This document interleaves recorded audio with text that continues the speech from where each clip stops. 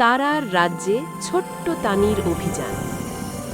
সবুজ পাহাড় আর নীল আকাশে ঘেরা এক ছোট্ট গ্রামে থাকত এক মিষ্টি মেয়ে তানি। তানি খুব সাধারণ ছিল, কিন্তু তার মনটা ছিল তারাদের মতো বড়। প্রতিদিন রাতে সে বাড়ির ছাদে উঠে আকাশের দিকে তাকিয়ে থাকত।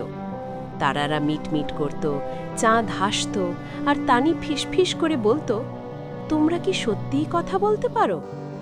লোকেরা বলতো, ও শুধু গল্প তানি, ঘুমোতে যাও। কিন্তু তানি বিশ্বাস করত জাদু সত্যিই আছে। এক পূর্ণিমার রাতে যখন আকাশ একদম পরিষ্কার, হঠাৎ তানি শুনল, তানি, তানি। সে চমকে উঠল। আকাশের এক তারা হঠাৎ আলোর রেখা ছেড়ে নিচে নামতে লাগল। একটা ছোট্ট আলোর পরী তার সামনে এসে দাঁড়ালো। তার ডানায় ছিল রূপালি আলো, আর কণ্ঠস্বর ছিল খুব নরম। পরী বলিল, আমাদের তারার রাজ্য নক্ষত্র লোক বিপদে, আমাদের আলো নিভে যাচ্ছে। শুধু একজন ভালো মনের শিশুই আমাদের বাঁচাতে পারে। তুমি কি আসবে?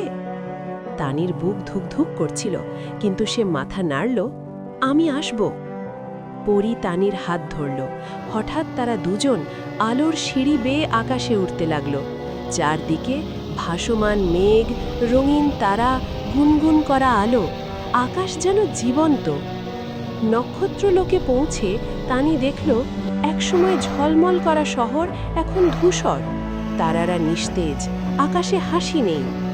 তারাদের রানী বললেন, লোভ, হিংসা আর স্বার্থপরতায় আমাদের আলো নিভে গেছে। আমরা ভুলে গেছি ভাগ করে নিতে। রানী তানিকে 3টি পথ দেখালেন।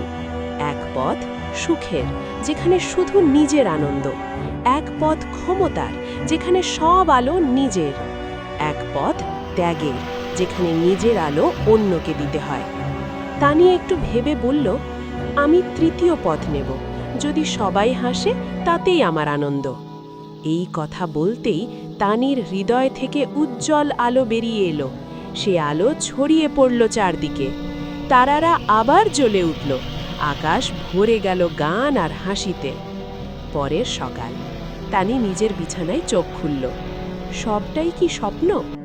হঠাৎ সে দেখল, তার জানলার পাশে একটা ছোট্ট তারা মিটমিট করছে, আর কানে ভেসে এলো, ধন্যবাদ তানি, তুমি আমাদের আলো ফিরিয়ে দিয়েছ। তানি হেসে বলল, জাদু বাইরে নয়, জাদু থাকে ভালো মনে।